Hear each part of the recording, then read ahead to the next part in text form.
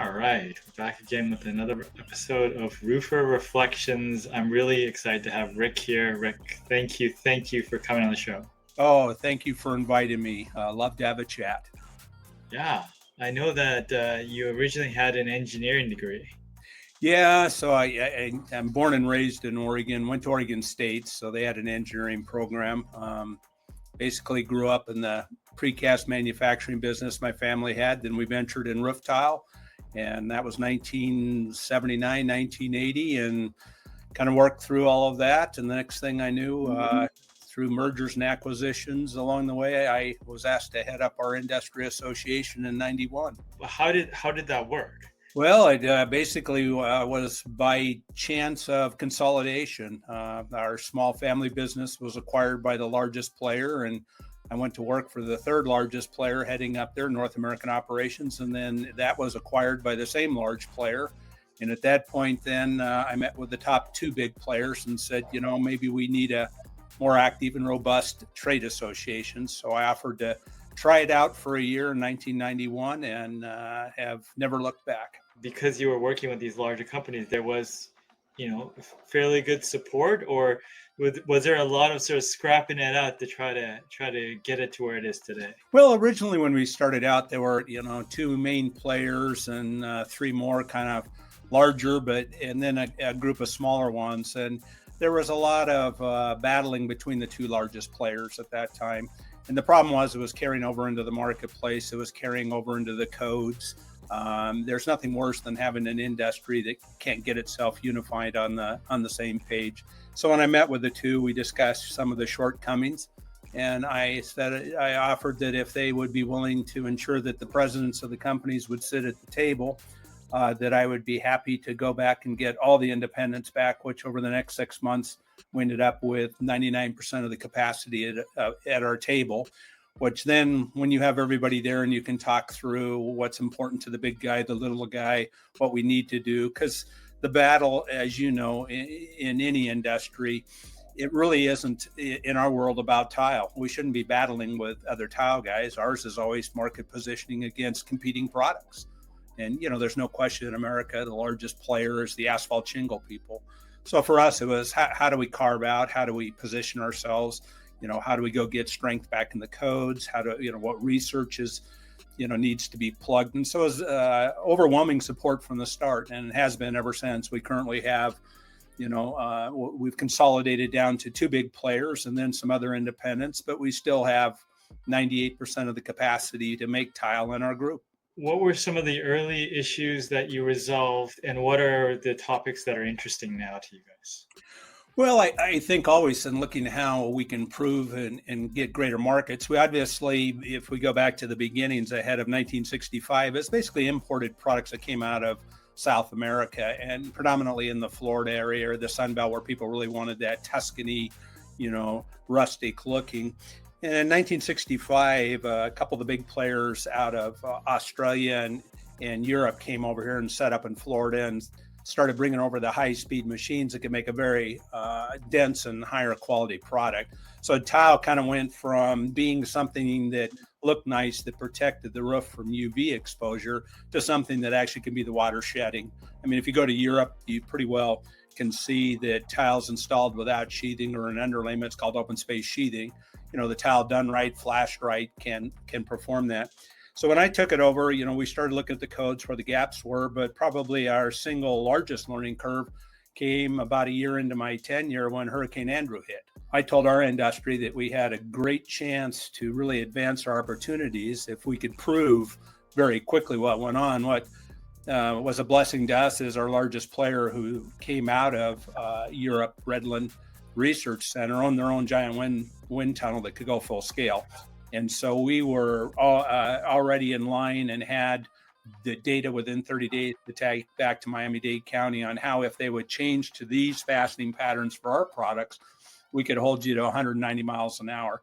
So for us, it was just a lot. We had to sit down then and take every tile manufacturer that plays in Florida, take their product and go do uplift testing on it, and prove the whole ground. So for us, it was kind of right out of the chute, a testament of you got everybody at the table, but can everybody really work on a common goal of trying to figure out how we make wind work, and it's worked over the years. The things we put in play and the codes that we wrote as industry in 1998 got in all the model codes. Then we took on earthquake because there had been earthquakes in Southern California. Roofing materials never have been tested to earthquake standards because there is none. So we went in with the premise that I guess if we can meet what the wall can meet and the rest of the building, then it'll still be on the roof. So that was our second thing. And then obviously the fires, came, and we started working on ways, and continue to this day to work on ways that we can play in that game for making greater fire resiliency.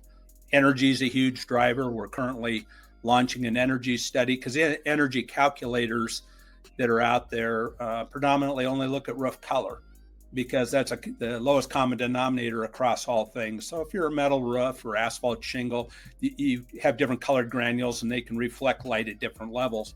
Tile brings an airspace underneath it that moves. It also brings a thermal mass that stops heat influx from going through the roofing assembly. So when we looked at and talked to the Department of Energy, they said, well, without real life data for 3 years, we can't move forward on trying to change the calculators. Every time they went for funding, it kind of got bumped down for other needs. And as you know, in today's environment, their funding capabilities are highly restrictive. So we've embarked on that on our own. So we have a tile roofing energy cost savings program called TREX, where we're currently putting small scale roofs in all the 10 climates, and we're going to measure for 3 years all of the heat going through and try and quantify that.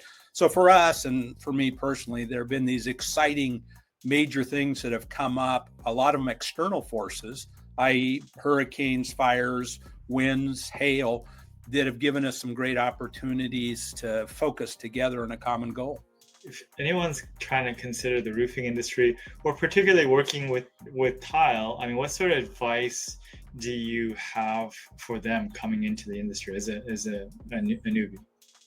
Well, I think, we have a training program. Right now, we're to the point where we have several major roofing contractors that they're new hires. They require to go through our 4-hour basic training, just so that when they then the next day take them out, they get the concept of kind of start to finish of, oh, here's what it's going to look like. Somewhere along the line, we started telling people that you need to go to college and have a master's, that going to a trade school isn't good. What we try and tell new people, and we've been working with veterans that come back and people that have been displaced, saying it's a very low threshold to get into it. I mean, you go to work for somebody, you step up and do it.